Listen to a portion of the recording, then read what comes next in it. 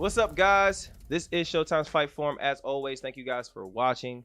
Subscribe, like, comment, follow me on social media at Showtime Sanders. I appreciate y'all. Today we're gonna talk about the pound for pound king, one of the greatest Mexican boxers of all time, and eventually will be the greatest boxer in my opinion in Mexican history, and that is Saul Canelo Alvarez. All right.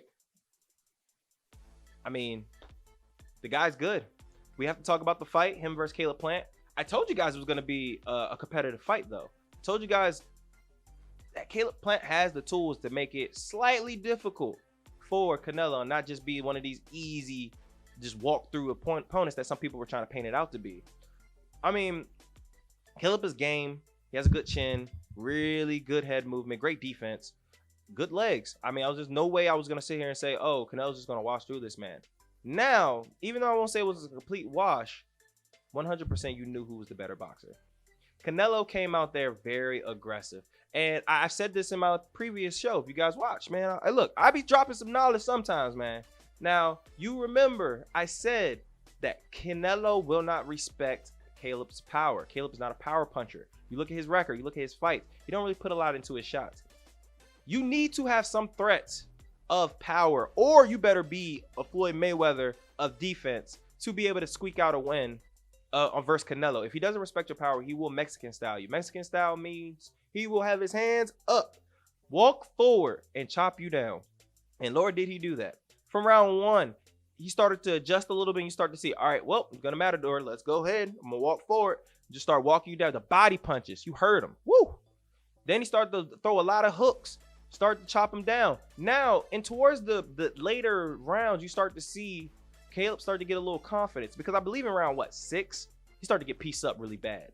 Canelo started to open up a lot. And at that time, I think I had it 4-2 Canelo. And then you start to see like rounds 9 and 10, or 8 or 9, Caleb started to get some momentum. He started to use his legs a lot more. He started to pot shot him. Started to hit him with the 2 a lot. Start to roll, hit the Philly roll, and then go into a 2 and just start to clip Canelo a little bit. Canelo started to get a little reckless. He just didn't respect his power. He didn't care if he got punched.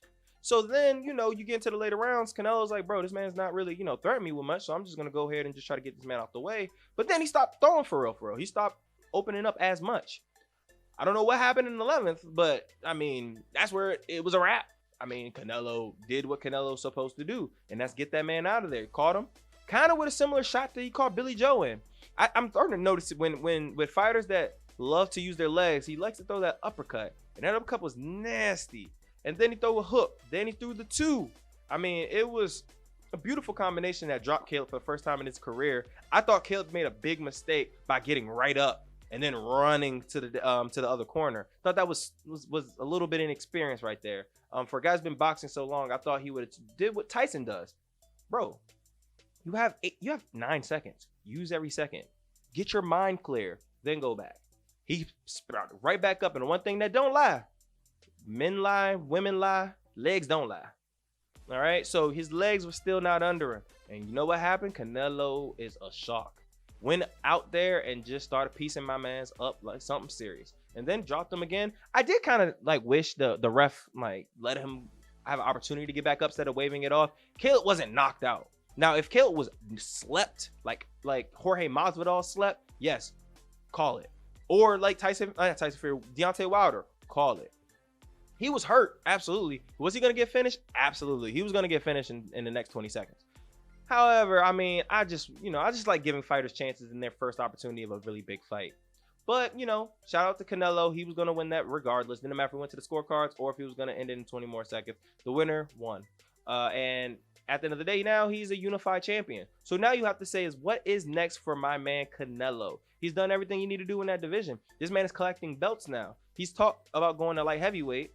And I mean, there's some competition out there. There's some Russians over there that can get his man some work. You also have David Benavidez that a lot of people want to see as well. So it's what do Canelo see next? And this is why I respect Canelo.